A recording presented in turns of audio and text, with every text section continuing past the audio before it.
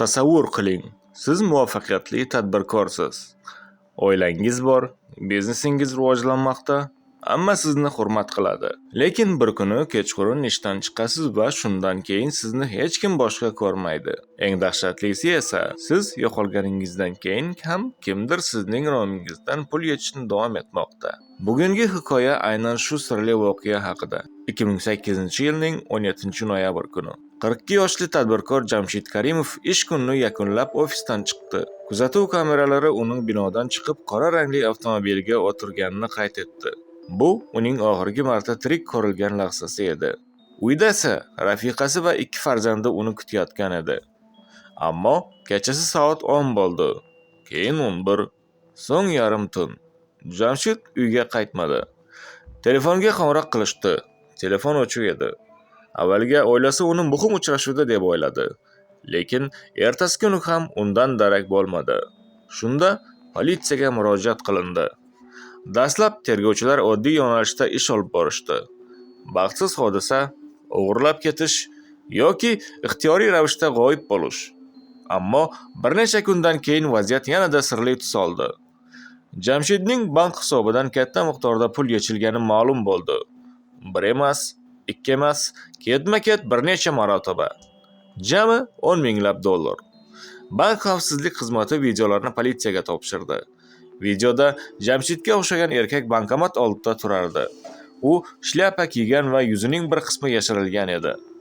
Birinchi qarashda hamma bu Jamshid deb o'ylaydi. Ammo ekspertlar videoni bir necha bor tahlil qilishdi. Natija esa hammani hayratda qoldirdi. Bu odam Jamshid emasdi. Kimdir uning o'rniga harakat qilayotgan edi. Endi savol boshqacha bo'lib qoldi.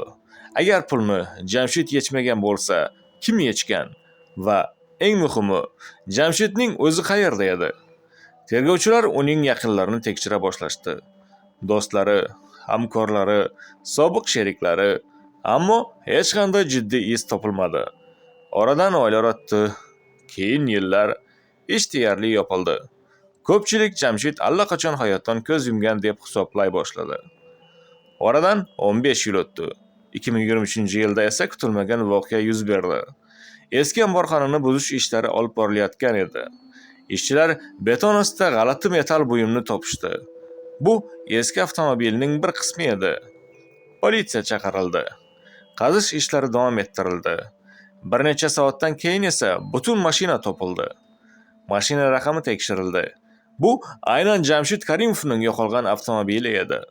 Ammo topilgan narsa bundan ham dahshatli edi. Mashina ichida inson qoldiqlari bor edi. Sud tibbiyot ekspertizasi o'tkazildi. Natija aniq edi. Qoldiqlar Jamshidga tegishli edi. 15 yil davomida qidirilgan tadbirkor shu yerda yotgan edi. Ammo uni bu yerga kim yashirgandi? Tergov qayta ochildi. Endi zamonaviy texnologiyalar ishga tushdi. Telefon yozuvlari, bank ma'lumotlari, eski guvohlarning ko'rsatmalari barchasi yana bir bor tekshirildi. Va nihoyat tergovchilar bir ismga qayta duch kela boshladi. Bu Jamshidning eng yaqin do'sti edi. Odamlar uni deyarli aka-ukadek deb bilishardi. Ular birga biznes qilgan, birga sayohat qilgan, birga katta loyihalarni amalga oshirgan edi. Hech kim undan shubhalanmagan. Ammo yangi dalillar paydo bo'la boshladi. Ma'lum bo'lishicha, Jamshid yo'qolishdan oldin katta moliyaviy nizoga uchragan va bu nizoning markazida aynan o'sha do'sti turgan. Bundan ham qizig'i, bankomatdagi videoda ko'ringan odamning bo'yi va yurish uslubi ham aynan unga mos kelardi. Tergov chuqurlashdi. Oxiri erkak so'roqqa chaqirildi. Avvaliga u hamma narsani inkor etdi. Ammo dalillar ko'payib borardi. Bir necha kun davom etgan so'roqlardan keyin u sinib tushdi va dahshatli haqiqatni tan oldi. Uning aytishicha, biznesdagi katta qarzlar sababli u o'rtasida janjal kelib chiqqan. Uchrashuv vaqtida tortishuv kuchaygan. Keyin esa nazorat yo'qolgan. Jamshid halok bo'lgan.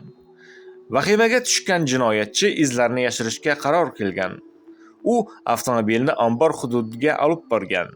Beton quyilgan joy ostiga yashirgan Keyinchalik esa Jamshidning hujjatlari va bank kartalaridan foydalanib pul yechib olgan. U yillar davomida sir ochilmaydi deb o'ylagan edi. Ammo 15 yil o'tib oddiy qurilish ishlari ham haqiqatni yuzaga chiqardi.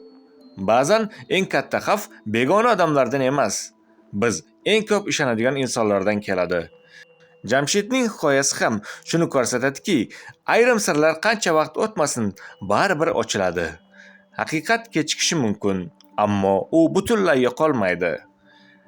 Agar sizga bu hikoya qiziq bo'lgan bo'lsa, videoga like bosishni va kanalga obuna bo'lishni unutmang. Keyingi videolarda ko'rishguncha xayr deb qolamiz.